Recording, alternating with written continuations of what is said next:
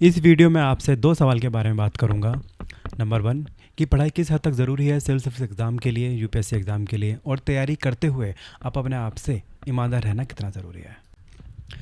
UPSC exam के लिए पढ़ना तो ज़रूरी है ही, इसमें कोई शक नहीं है, पर आपको ये पता होना चाहिए कि ये पढ़ना काफ़ी नहीं है। पढ़ाई करने का मतलब यहाँ से to be more specifics, books को पढ़ना, कोचिंग मटेरियल को पढ़ना, न्यूज़पेपर रीडिंग, उसके आर्टिकल्स को पढ़ना, गवर्नमेंट वेबसाइट को रेफ़र करना, commissions report, economic survey, budget, सभी चीज़ों को रेफ़र करना, ये बिल्कुल ही ज़रूरी है। पर क्या ये पढ़ना काफ़ी है? ये पढ़ना काफ़ी नहीं है। आपको ये बात पता होना चाहिए कि कोचिंग मटेरियल को पढ़ना और बुक्स को पढ़ना इस यूपीएससी प्रिपरेशन की जर्नी का सबसे आसान फेज़ है।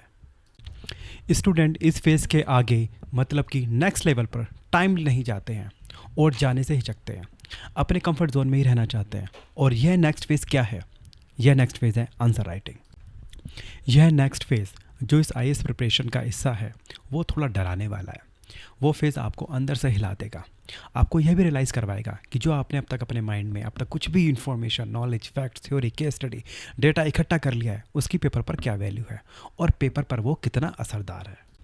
इसी फेज़ में आपकी एनालिटिकल स्किल टेस्ट होती है, एट द सेम टाइम आपकी मेमोरी का टेस्ट होता है, आपकी articulation power, sentence formation skill, reasoning skill, इन सभी का एक साथ टेस्ट होता है। आप कितना भी पढ़ लीजिए, पर आप जब तक आंसर राइटिंग प्रैक्टिस नहीं करेंगे इस एग्ज़ाम को क्लियर करने के चांस शून्य हैं, ज़ीरो हैं। अगर आप अभी भी आंसर राइटिंग प्रैक्टिस नहीं कर रहे हैं तो एक तरह से आप सिर्फ और सिर्फ केवल अपने आप को धोखा दे रहे हैं।